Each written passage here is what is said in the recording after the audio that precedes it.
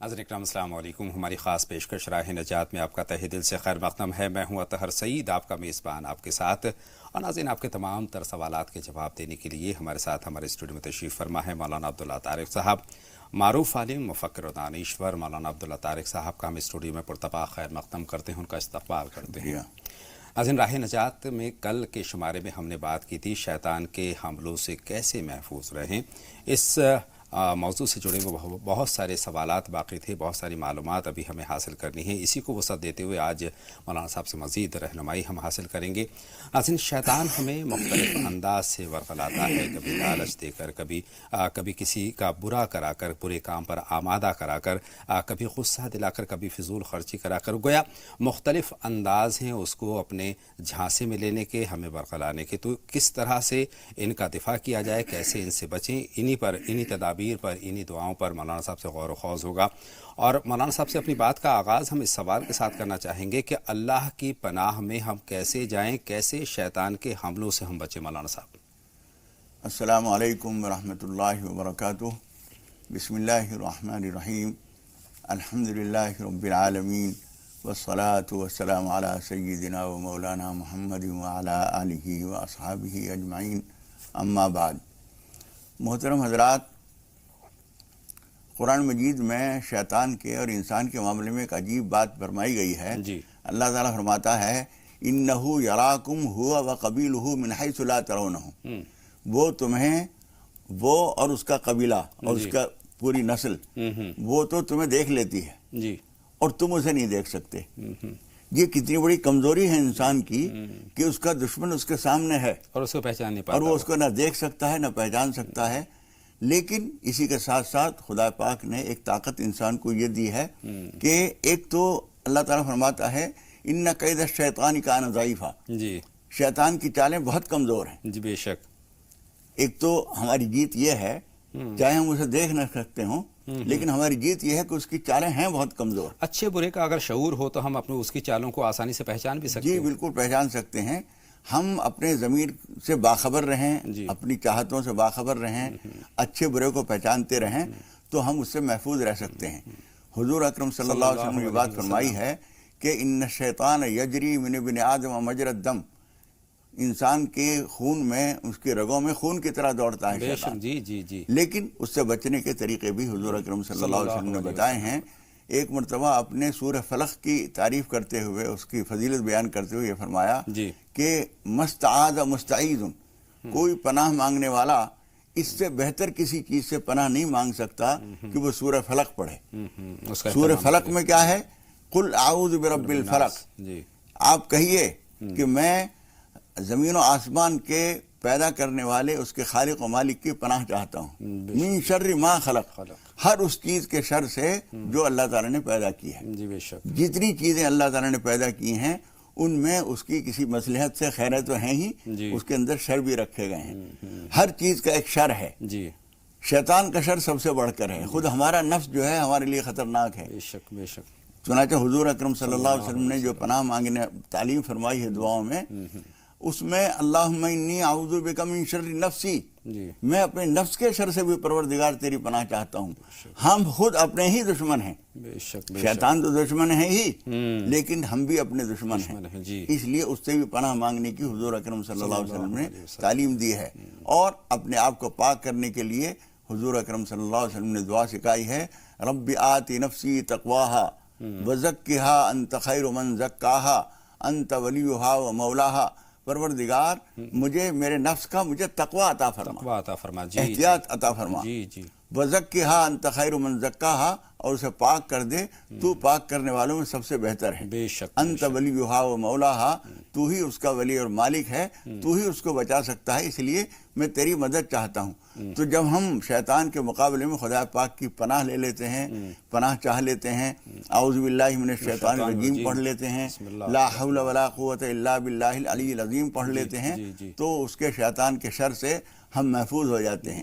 اس کے علاوہ کسی بھی طرح سے جب ہم اللہ کا نام لیتے رہتے ہیں تو اس کے شر سے بچ جاتے ہیں. یعنی ذکر و اذکار ہم کرتے رہتے ہیں، نمازیں وقت پر ادا کرتے رہیں، تلاوت کلام پاک کرتے رہیں تو شیطان کے شر سے کہیں نہ کہیں محفوظ رہیں گے. مولانا صاحب آپ نے سورہ فلق کا ذکر کیا تو میں یہاں پر سورہ بقرہ کے تعلق سے پوچھنا چاہتا ہوں، کیا یہ بھی شیطان کے حربوں سے ہمیں محفوظ رکھنے معاون ہے؟ بہت اہم چیز ہے. حضور اکرم صلی اللہ علیہ وسلم نے فرمایا ہے کہ سورہ بقرہ جس گھر میں پڑھی جاتی ہے اس میں شیطان قریب نہیں آتا.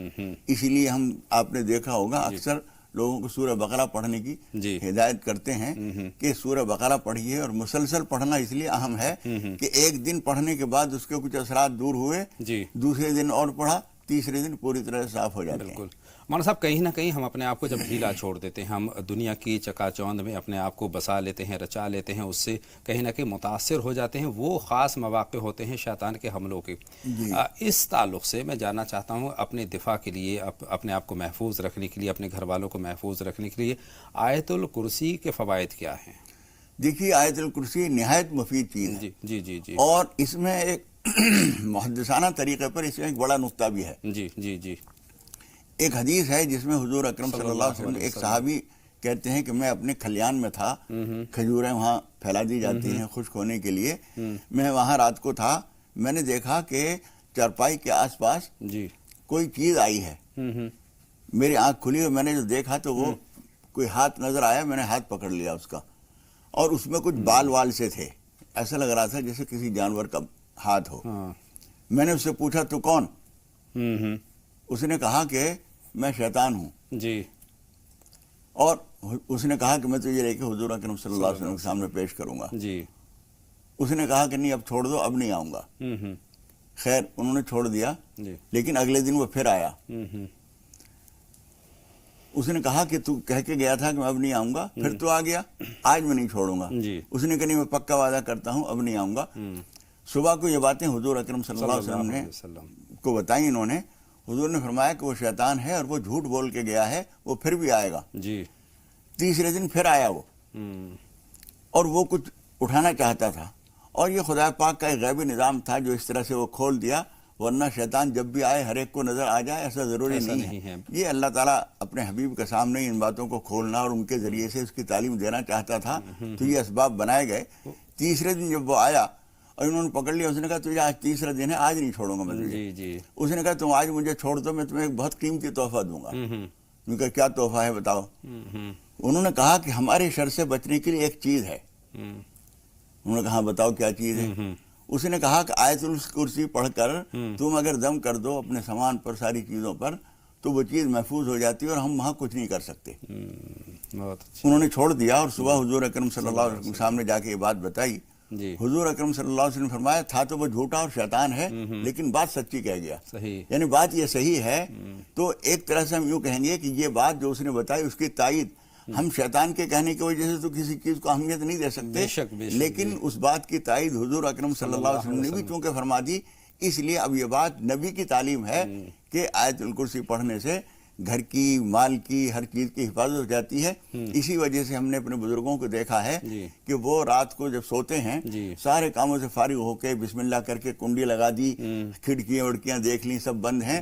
اس کے بعد جب وہ سونے کے لیے لیٹتے ہیں تو اس سے پہلے آیت الکرسی پڑھتے ہیں، یا تو چاروں طرف دم کر دیتے ہیں. ورنہ ان کا طریقہ یہ ہوتا ہے کہ آیت الکرسی پڑھی اور پھونک مارتے جاتے ہیں اور یوں تالی بجاتے ہیں. تو اس طرح سے جہاں جہاں تک وہ آواز پہنچے گی وہاں تک شیطانی اثرات سے وہ مکان محفوظ ہو جائے گا.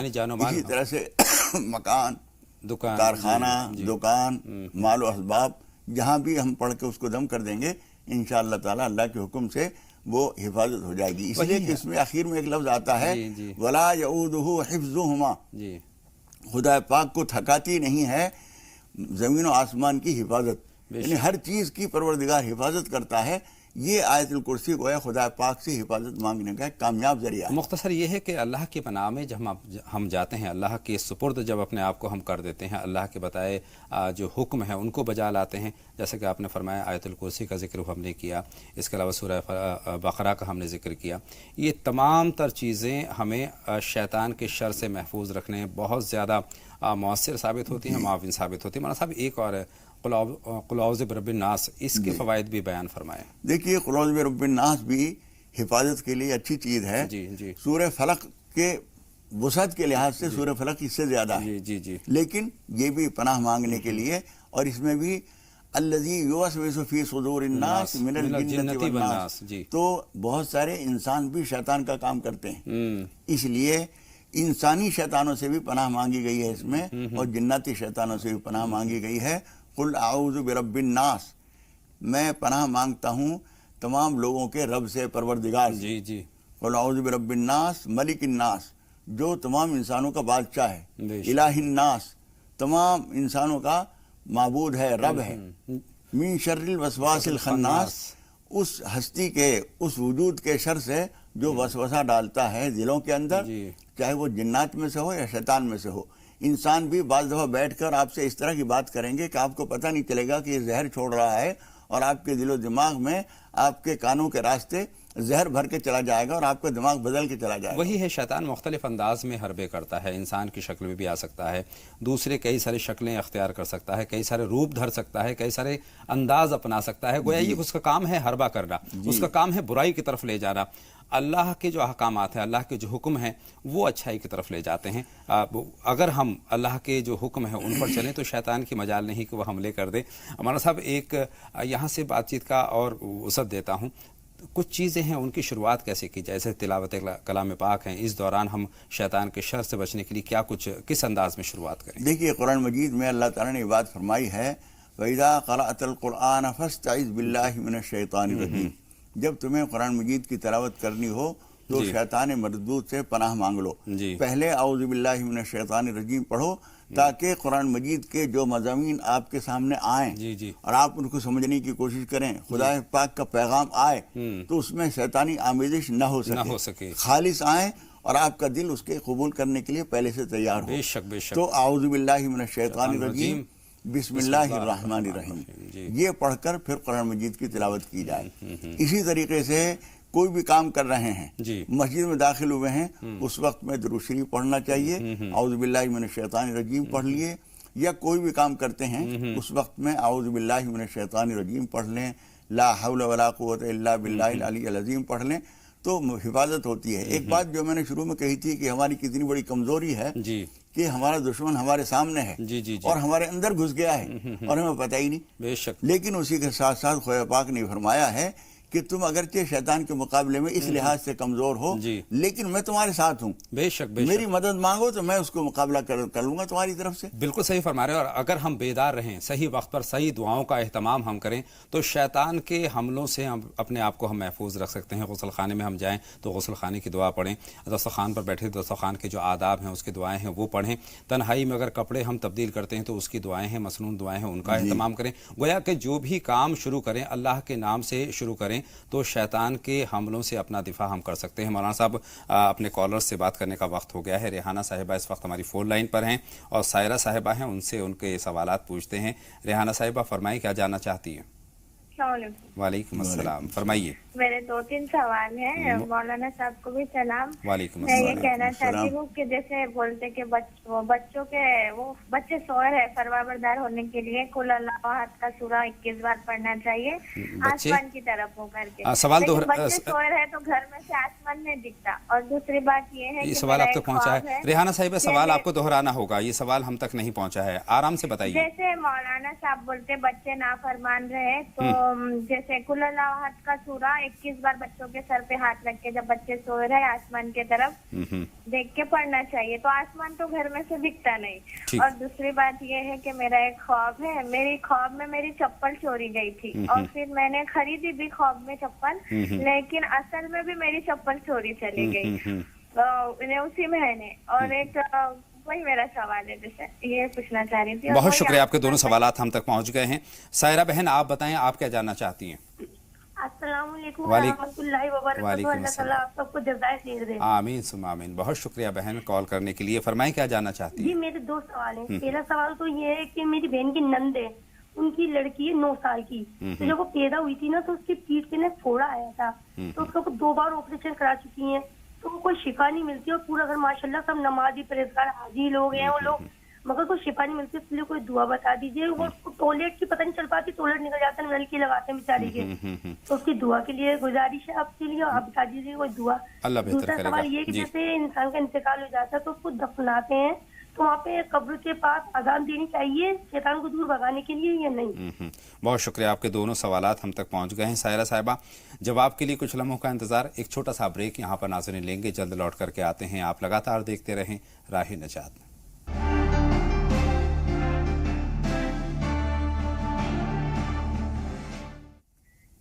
ब्रेक के बाद तमाम नाजरीन का एक मरतबा फिर हम इस्तकबाल करते हैं, खैर मक़दम करते हैं और बातों का सिलसिला शुरू करते हैं। नाजरीन, 2 कॉलर हैं, पहले उनसे बात कर लेते हैं और उसके बाद बातों के सिलसिले को आगे बढ़ाएंगे। शबीना साहिबा इस वक्त हमारी फ़ोन लाइन पर हैं।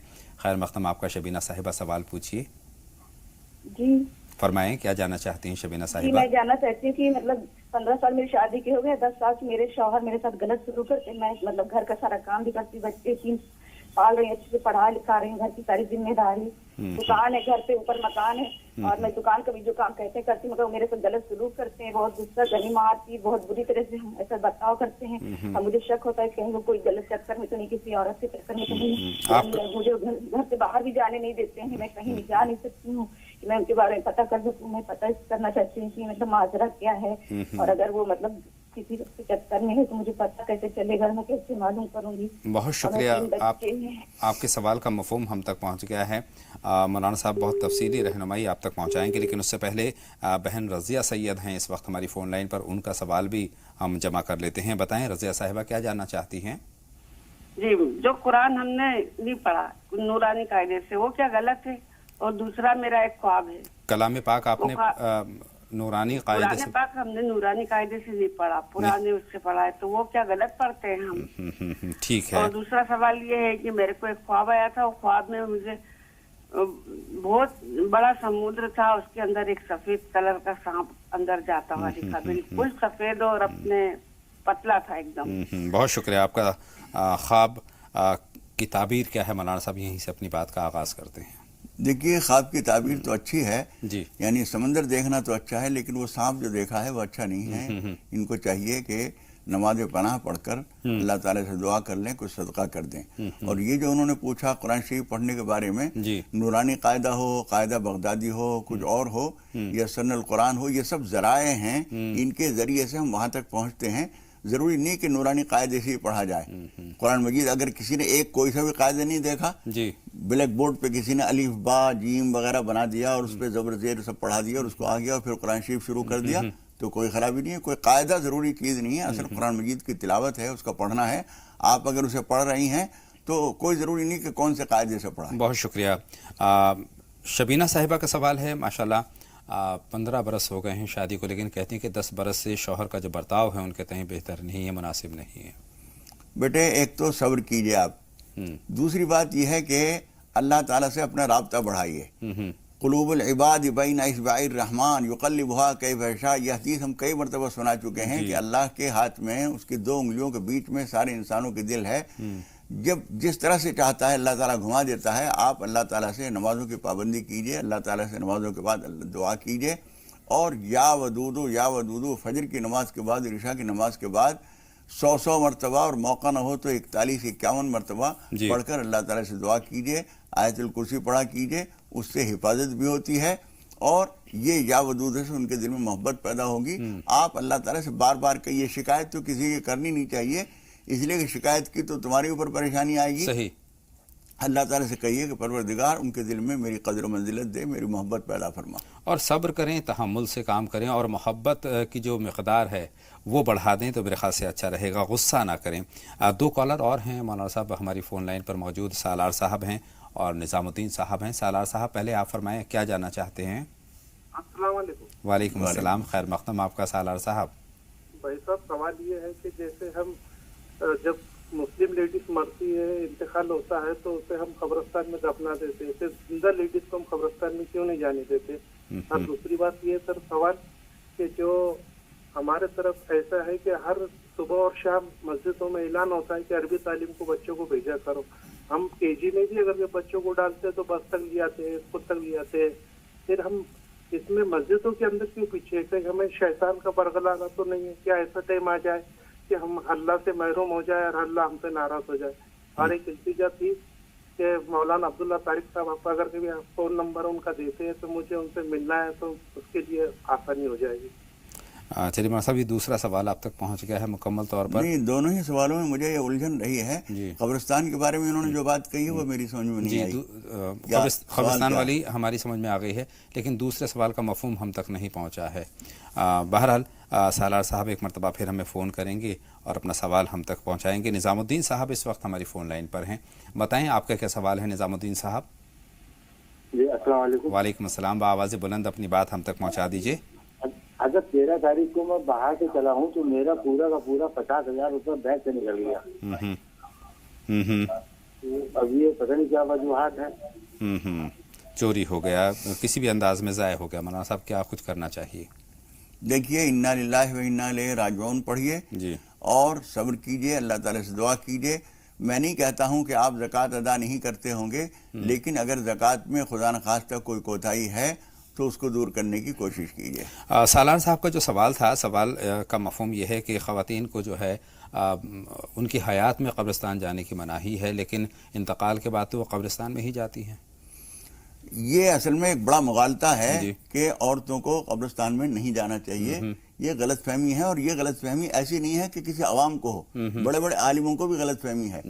लेकिन आप ये समझिए कि हज़रत आयशा सिद्दीक़ा रज़ियल्लाहु तआला अन्हा हुजूर अकरम सल्लल्लाहु अलैहि वसल्लम के दुनिया से तशरीफ ले जाने से लेकर अपनी मौत तक जिस कमरे में रही थी वो कब्रिस्तान का एक हिस्सा है, यानी हुजूर अकरम सल्लल्लाहु अलैहि वसल्लम उसमें आराम फरमा थे। उनके बाद फिर हज़रत अबू बकर सिद्दीक उसी में दफन हुए, हज़रत उमर फारूक रज़ियल्लाहु तआला अन्हुम उन्हीं के अंदर दफन हुए, और उसी कमरे में वो सारी उम्र रहती थी। इसका मतलब ये हुआ कि वो कमरा जिसमें 3-3 कब्रें हैं वो मुस्तकिल रिहाइश गाह है हज़रत आयशा सिद्दीक़ा रज़ियल्लाहु तआला अन्हा की। इसलिए कोई ममानियत नहीं। हज़रत आयशा सिद्दीक़ा रज़ियल्लाहु तआला अन्हा अपने भाई अब्दुर्रहमान इब्न अबी बकर की कब्र पर गईं, और कई लोग साथ में थे साहबे कराम। जब वहां से आ रही थी तो इब्ने अबी मुलैका एक ताबई हैं और बड़े आलिम हैं, उन्होंने पूछा, मजान आप कहाँ से आ रही हैं? उन्होंने फरमाया कि मैं अब्दुर्रहमान बिन अबी बकर की कब्र पे गई थी। तो उन्होंने कहा कि हुजूर अकरम सल्लल्लाहु अलैहि वसल्लम ने मना नहीं फरमाया था? तो उन्होंने फरमाया, हज़रत आयशा सिद्दीक़ा रज़ियल्लाहु तआला अन्हा ने कि मना फरमाया था, फिर उसके बाद इजाज़त दे दी थी। और हुजूर अकरम सल्लल्लाहु अलैहि वसल्लम के मुबारक अल्फाज हैं, इन्नी कुन्तु नहायतुकुम अन ज़ियारतिल क़ुबूर अला फ़ज़ूरूहा, मैंने तुम्हें कब्रों की ज़ियारत से मना किया था, खबरदार अब ज़ियारत किया करो। और इमाम तिरमिज़ी और दूसरे मुहद्दिसीन और फ़ुक़हा कहते हैं कि इजाज़त जो हुई है वो मर्दों और औरतों सबके लिए हुई। लेकिन एहतियात क्या रखनी चाहिए ख़वातीन? बस एहतियात ये रखनी चाहिए कि जिस औरत का बेटे का इंतकाल हुआ है, अगर उसको जाने की इजाज़त दी जाए तो औरत बेकाबू हो जाएगी और रोएगी और परेशान हो जाएगी। इसलिए कुछ लोग जो हैं एहतियात कराते हैं, वरना कब्रिस्तान में जाने से औरतों के लिए कोई ममानियत नहीं है। आइए बात करते हैं, फिरोज़ आलम साहब इस वक्त हमारी फ़ोन लाइन पर हैं। फरमाएं फिरोज़ आलम साहब, क्या सवाल है आपका? मेरा सवाल ये है कि मुझे किडनी का प्रॉब्लम है। जी हाँ, आज 1.5 साल से, और मेरा खून तैयार नहीं होता है। लिहाजा कुछ ऐसी दुआएं कि बताएं जिससे हम पढ़ें, मेरा खून तैयार, मेरा किडनी का प्रॉब्लम हमेशा के लिए खत्म हो जाए, और मेरी कमजोरी भी है, कमजोरी भी दूर हो जाए। और दूसरी सवाल ये है कि मैं अक्सर जो है ख्वाब में आजान देता हूँ, मस्जिद से सफाई करता हूँ, और दूसरी बात ये है कि अक्सर मैं नमाज पढ़ता हूँ। कल ईशा का नमाज के टाइम में मैं सो गया तो मैं नमाज पढ़ रहा था। लिहाजा ये दोनों सवालों का जवाब मुझे दें। बहुत शुक्रिया। आपका सवाल भी हमारे पास पहुंच गया है। शहनाज साहिबा इस वक्त हमारी फ़ोन लाइन पर हैं। बताएं बहन शहनाज, आप क्या जानना चाहती हैं? अपनी टीवी सेट की आवाज़ बंद कर दें शहनाज साहिबा, सवाल पूछें। हाँ जी औलाद। हेलो, वालेकुम अस्सलाम। शहनाज साहिबा, अपनी टीवी सेट की आवाज़ सबसे पहले बंद कर दीजिए, और उसके बाद हमको 10 साल से औलाद नहीं है, औलाद के लिए हमको दुआ। बिल्कुल, आपका सवाल हम तक पहुंच गया है। औलाद से महरूम है मौलाना साहब, किस तरह से गोद आबाद हो? देखिए, कुरान मजीद में कई दुआ हैं इस सिलसिले में जी। रब्बी ला तज़रनी फ़र्दन व अंत खैरुल वारिसीन, ये एक दुआ है। रब्बी हबली मिनस सालिहीन, ये एक दुआ है। सूरह मरियम की शुरू की आयतें पढ़ें तो ऐसा मालूम होता है हमारी बहन ज़्यादा पढ़ी हुई नहीं हैं, इसलिए अगर ये रब्बी ला तज़रनी फ़र्दन व अंत खैरुल वारिसीन, या छोटी सी आयत है रब्बी हबली मिनस सालिहीन, फजर की नमाज के बाद, इशा की नमाज के बाद 101 मरतबा पढ़ लिया करें उम्मीद है अल्लाह ताला सुनेगा और उनको औलाद से नवाजेगा। फिरोज साहब का सवाल ये है, उनकी किडनी मुतासिर है, कमज़ोर हैं और साथ में खून नहीं बनता है। देखिए उसके लिए एक तो सूरह फातिहा पानी पे दम करके सुबह शाम 5-5 मरतबा या 7-7 मरतबा पढ़कर और आप पानी पे दम करके पिया करें। और हज़रत अय्यूब अलैहिस्सलाम की वो दुआ जो बहुत मशहूर है, कुरान मजीद में बयान की गई है, रब्बी इन्नी मस्सनी अद्दुर्र व अंता अरहमुर राहिमीन, ये पढ़कर अल्लाह ताला से दुआ करें और यूनानी या आयुर्वेदिक इलाज से अपने आप को ठीक करने की कोशिश करें। दुआ भी कीजिए, दवा भी कीजिए। 2 कॉलर और हमारी फ़ोन लाइन पर मौजूद हैं, उनसे भी बात करते हैं। फरमाएं भाई, क्या सवाल है शकील साहब? जी अस्सलाम वालेकुम। वालेकुम अस्सलाम, बताएं। जी मेरे 2 सवाल है मतलब, मुख्तसर में बताएं। जी पहला सवाल तो ये है कि छपकली का मारना, कुछ लोग कहते हैं कि छपकली मारने से इतनी नेकी मिलती है। छिपकली की बात कर रहे हैं? जी, छिपकली को मारना कैसा है? ठीक है। अच्छा, एक सवाल ये है कि नमाज पढ़ते हुए जहन जो है बहकता है, जब दिन नियत बांधने के बाद जो दिमाग कहीं से कहीं पहुंचता है, में ख्याल परेशान करते हैं। बहुत शुक्रिया, आपके दोनों सवाल हमारे पास पहुंच गए हैं। मौलाना साहब, जो नमाज में किस तरह से खुशू खुजू पैदा करें, इस पर हम बात करेंगे, लेकिन मोहसिना साहिबा हमारी फ़ोन लाइन पर आ चुकी हैं, उनका सवाल भी हम शामिल कर लेते हैं। बताएं बहन मोहसिना। मोहसिना साहिबा सवाल पूछिए। मोहसिना साहिबा गालिबन हमारी फ़ोन लाइन पर नहीं है, उम्मीद है एक मरतबा फिर फ़ोन करेंगी, लेकिन उससे पहले एक छोटे से ब्रेक की तरफ हम जा रहे हैं। नाज़रीन, जल्द हाजिर होते हैं।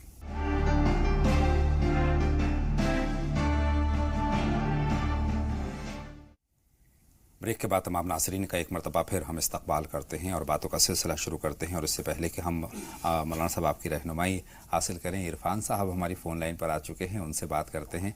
बताएं इरफान साहब, क्या जानना चाहते हैं? मेरे जिस्म में दर्द रहता है हज़रत हर वक्त। बहुत शुक्रिया। आपसे मज़ीद बात तो नहीं हो पाएगी चूँकि टीवी सेट की आवाज़ हम तक पहुँच रही है जिसमें दर्द रहता है। एक कॉलर और हैं, मुकीम साहब हैं इस वक्त हमारी फ़ोन लाइन पर, उनका सवाल भी जमा कर लेते हैं। मुकीम साहब फरमाइए, क्या जानना चाहते हैं? मुकीम साहब, अपने टीवी सेट की आवाज़ आप से गुजारिश है कि बंद कर दीजिए। ठीक है, अस्सलाम वालेकुम। वालेकुम अस्सलाम। हाँ, मौलाना साहब को भी सलाम। वालेकुम अस्सलाम। फरमाए मुकीम साहब, क्या जानना चाहते हैं? ऐसा है कि बहरहाल हमारे भाई साहब जो हैं बड़े वाले जी, वो रात को सो रहे थे तो फिर उनको ऐसे झटके आने लगे और जैसे कुत्ता रोता है ना तो ऐसे मुंह से आवाज निकाल रहे थे। तो ऐसा क्यों हो रहा है? अक्सर होता है कि एक मरतबा हुआ? नहीं, 3 से 4 मरतबा हो चुका है। मौलाना साहब, ये किस तरफ इशारा करता है? ये क्या परेशानी है? ये इस बात की कोशिश करें कि रात को सोते वक्त उनसे कहिए कि एक तो दाहिनी करवट पे सोया करें हमेशा। जी जी जी। चित न लेटें, बाएं करवट पे न लेटें। दूसरी है कि आयतुल कुर्सी पढ़कर सोया करें और चंद दिन इस बात की पाबंदी कर लें कि बावजूद पाक बिस्तर पर सोएं। कुछ दिन ये करने के बाद देखें, इंशाअल्लाह ताला ये शिकायत खत्म हो जाएगी। इरफान साहब का सवाल है, जिसमें दर्द रहता है, कोई दुआ की दरख्वास्त की है। देखिए, खाने पीने की एहतियातें मलहूज रखिए, टाइम के मुताबिक कम खाइए, जब खूब भूख लगे जब खाइए, 2-4 लुकमों की भूख बाकी रखकर खाना छोड़ दीजिए, ये कीजिए। और उसके अलावा आयतुल कुर्सी सुबह शाम ज़रूर पढ़िए, सूरह फातिहा पढ़कर पानी पे दम करके पी लिया कीजिए, इंशाअल्लाह ताला शिफा होगी। फिरोज़ आलम साहब का एक ख्वाब हमारे पास महफूज है। वो कहते हैं कि ख्वाब में वो अजान देते हुए अपने आप को देखते हैं और मस्जिद की सफाई करते हुए देखते हैं। जी, किस तरफ इशारा है? देखिए, अजान जो है वो दावत ताम्मा कहा गया है, मुकम्मल दावत है इस्लाम की, ईमान की जी। वो आप दे रहे हैं, ये आपके लिए बहुत अच्छी बात है। मस्जिद की सफाई आप जागते में भी कभी कभी कर लिया करें और अगर मुअज्जिन साहब इजाज़त दें तो कभी कभी उनकी इजाज़त से अजान भी कह दिया करें, ये आपके लिए इंशाअल्लाह ताला मुफीद होगा। शकील साहब के 2 सवाल हैं। तो वो जानना चाहते हैं कि छिपकली को मारना कैसा है? देखिए, छिपकली को मारने से जो लोग मना करते हैं उसकी वजह असल में यह है कि वो काटती वाटती नहीं है जी। लेकिन इतनी बात ज़रूर है कि वो बहुत जहरीली चीज़ है, खाने में अगर गिर जाए पक जाए तो सारे घर के लिए ख़तरनाक हो जाती है। इसलिए उसको भगा देना अच्छा है, मारने की ज़रूरत नहीं है। और मार भी दे तो कोई ऐसी चीज़ हमारे सामने नहीं है। अलबत्ता गिरगिट और छपकली को लोग एक नस्ल से समझते हैं। जी जी जी। तो गिरगिट तो मारने की हिदायत है, लेकिन ये उसकी नस्ल से नहीं है, ये एक अलग चीज है। इसको भगा दें तो ज़्यादा बेहतर है। दूसरा सवाल इनका नमाज के ताल्लुक से, नमाज में जो है जहन भटकता है इनका ख्याल। देखिए, नमाज हम शुरू करते हैं तो उसमें सना पढ़ने के बाद फिर हम जब सूरह फातिहा शुरू करते हैं उससे पहले आऊज़ु बिल्लाहि मिनश शैतानिर रजीम, फिर बिस्मिल्लाहिर रहमानिर रहीम पढ़कर अलहम शरीफ शुरू करते हैं। जब हम आऊज़ु बिल्लाहि मिनश शैतानिर रजीम पढ़ते हैं उस वक्त उसके माना का ध्यान करते हुए अल्लाह ताला से गोया दरख्वास्त कीजिए, जो इसमें ये दरख्वास्त ही है, लेकिन हम ज़हनी गायब के साथ पढ़ते हैं। जहन को हाजिर रखकर इस तरह आऊज़ु बिल्लाहि मिनश शैतानिर रजीम पढ़िए कि वो अल्लाह ताला से दरख्वास्त कर रहे हैं, परवरदिगार हमें शैतान मरदूद के शर से बचा बेशक। तो फिर वो इंशाअल्लाह ताला नमाज में सुकून रहेगा। ये जहन में होना चाहिए। बहुत शुक्रिया। रेहाना साहिबा का सवाल है, बच्चे फर्मा बरदार नहीं है, किसी दुआ की दरख्वास्त की है, कौन सी दुआ का एहतमाम वो करें? देखिए, इसके लिए बहुत मुजर्रब चीज़ ये है कि आप जब भी नमाज पढ़ती हैं तो जानमाज के सामने बोतल में पानी भरकर और उसका ढक्कन खोलकर रख दीजिए, और कुछ अलग पढ़ने की ज़रूरत नहीं। जब आप सारी नमाज से फारिग हो जाएं तो बोतल पे दम करें और वो बच्चों को भी पिलाएं, आप भी पिएं, और उसमें और बढ़ाती रहें। इंशाअल्लाह ताला बहुत सारी चीज़ों के लिए मुफीद है। साहिरा साहिबा का एक सवाल है कि बहन की जो ननद हैं उनकी 9 साल की बच्ची है, उसको फोड़ा निकला है, वो सही नहीं हो पा रहा है तमाम दुआएं और दवाएं करने के बावजूद। इसके लिए वो जो हम एक सदका बताते हैं जी, 1800 रुपए का 360 करके, ख़ास तौर पर वो सेहत के लिए मुफीद होता है। आप ये करिए, और जितने गरीब मोहताज परेशान आदमी को देंगे, खामोशी से देंगी, उतना ही ज़्यादा, और किसी तंजीम इदारे वगैरह को भी देते हैं कार खैर में तो वो भी अच्छा होता है। लेकिन शख्सी तौर पर जो बहुत परेशान लोग हैं, जिनको कोई देखने वाला नहीं है, ऐसे लोगों को पहुंचाएंगे तो इंशाअल्लाह ताला मुफीद होगा। 360 के लिफाफे बनाकर 5 रख दें, और अलग अलग आदमियों को, एक आदमी को एक वक्त में एक लिफाफे से ज्यादा न दीजिए, चाहे उसी आदमी को दूसरे दिन दूसरा लिफाफा दे दीजिए। अल्लाह बेहतर करे। शीबा साहिबा के कल के शुमारे के 2 सवालात हमारे पास हैं। उनमें से एक सवाल यह है कि पापा का कारोबार सही नहीं चलता है। देखिए, कारोबार के लिए अब से पहले भी हम कई बातें बता चुके हैं। एक तो ये कोशिश कीजिए कि वक्त ज्यादा देने की कोशिश कीजिए, और अव्वल वक्त कारोबार को तरक्की देने के लिए ज्यादा अच्छा होता है। और खास तौर पर हुजूर अकरम सल्लल्लाहु अलैहि वसल्लम ने दुआ दी है, अल्लाहुम्मा बारिक ली उम्मती फी बुकूरिहा यौम खमीसिहा, परवरदिगार मेरी उम्मत के लिए सुबह के वक्त में और ख़ास तौर पर जुमेरात के दिन खैर बरकत अता फरमा। इसलिए कोई भी काम शुरू करें और ख़ास तौर पर जुमेरात के दिन का एहतमाम करेंगे तो उसमें खैर बरकत होगी। इस्तिग़फ़ार करें, दरूद शरीफ पढ़ते रहें, ग्राहकों के साथ अच्छे से अच्छा सलूक करें, दयानतदारी से काम करें, इंशाअल्लाह ताला कारोबार तरक्की करें। 2 कॉलर हैं हमारे साथ, मोहसिना साहिबा हैं और मुमताज़ साहिबा हैं। मोहसिना, पहले आप बताइए क्या जानना चाहती हैं? मोहसिना साहिबा फरमाएं, क्या सवाल है? वालेकुम अस्सलाम, फरमाए बहन। मेरा मौलाना साहब से ये सवाल है कि एक तो मेरी तबीयत ठीक नहीं रहती, मेरा लेफ्ट साइड भी पूरा ठंडा रहता है, और अब काफी टाइम से मैं बीमार हूँ, 10-12 साल हो गए, लेकिन मैंने बहुत इलाज कराया है, कोई आराम नहीं आया। अब दुआ भी करती हूँ जो मौलाना साहब बताते हैं, और अब सीधी तरफ से भी ठंडा रहने लगा है, यहाँ तक कि मैं पंखे में भी मुझे कई बार ठंड लगने लगती है। दूसरा सवाल मेरा ये है कि मेरे वालिद साहब का अभी जनवरी में इंतकाल हो गया, और मुझसे वो बोल भी नहीं पाए, बहुत ज्यादा प्यार करते थे, ना मैं बात कर पाई, और ना ही उनके इंतकाल के बाद, क्योंकि उनका ये कॉल था कि बहुत जल्दी मुझे दफना देना, तो मैं उनसे बात भी नहीं कर पाई। और लेकिन ये बताएं, यहाँ पर मोहसिना साहिबा ये सवाल पूछना चाहता हूँ, आपसे राजी तो थे? जी राजी थे, बहुत राजी थे, बहुत ज्यादा राजी थे, बस मैं उनसे बात नहीं कर पाई, तो मुझे सब्र नहीं आ रहा। मलाल है आपको, इस बात का मलाल है। आपका सवाल हम तक पहुँच गया है और उसका मफहूम भी हमारे पास है। मुमताज साहिबा आप फरमाएं। हेलो जी फरमाएं, खैर मक़दम आपका राह। अस्सलाम वालेकुम। वालेकुम अस्सलाम जी, मौलाना साहब को भी मेरा सलाम। वालेकुम अस्सलाम। बताएं बहन मुमताज, क्या जानना चाहती है? मेरी बेटी मौलाना साहब, मेरी बेटी अक्सर ख्वाब देखती है और सांप देखती है। अभी 2-3 दिन पहले उसने ख्वाब देखा कि वो सांप को रोक रही है, दरवाजे के बाहर से देख रहा है वो सांप, तो रोक रही है, और उसके बाद लेकिन वो सांप अंदर आ जाता है। मैं किचन में लेटी हूँ और वो सांप आके मुझसे लिपट जाता है। ठीक है, तो अक्सर वो लेकिन सांप भी देखा करती है। मैं अक्सर व बेशतर सांप देखती हैं, और ये इस ख्वाब की तो तफसीलात आपके पास पहुंच गई, किस तरफ इशारा है? देखिए, इसमें कोई शक शुबा नहीं है कि आपके ऊपर कुछ ऊपरी असरात हैं या कोई सिफली कराया गया है। कोई आदमी अगर इसको नहीं मानता है तो उसकी नावाकिफियत और नादानी है। आपके ऊपर ये असरात हैं, आप इसका किसी से इलाज करा सकें तो बहुत अच्छा है।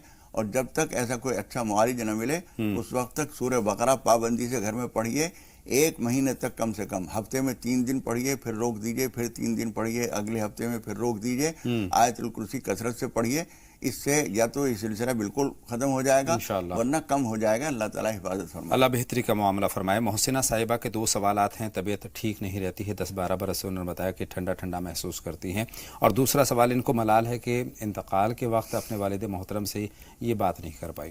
دیکھیے زیادہ افسوس کرنے کی کوئی بات نہیں ہے، وہ انشاءاللہ ایک وقت آئے گا آپ کی ان کی ملاقات ہوگی. اللہ تعالیٰ آپ کو دیر تک سلامت رکھے، آمین. اور اللہ تعالیٰ سے ان کے لیے مغفرت کی دعا کیجیے. اور رب ارحمہما کما ربیانی صغیرہ جو سورہ بنی اسرائیل کے 15ویں پارے میں یہ تعلیم کی گئی ہے، یہ دعا کیجیے. یہ رحمت و مغفرت کے لیے دعا ہے، یہ کیجیے. ان کے لیے ایصال ثواب کر دیا کیجیے. کچھ کھانا وانا بنوا کے کسی کو بھیج دیے، جو چیز ان کو زیادہ پسند تھی ایسی چیز بنا کر اور کسی غریب کے یہاں پہنچا دیجیے، وہ حساب ان کو پہنچ جائے گا. وہ ایک طرح سے ملاقات ہے روحانی طور. بالکل ایصال ثواب کرتے رہیں، یہ ان کے حق میں بہتری ہوگی.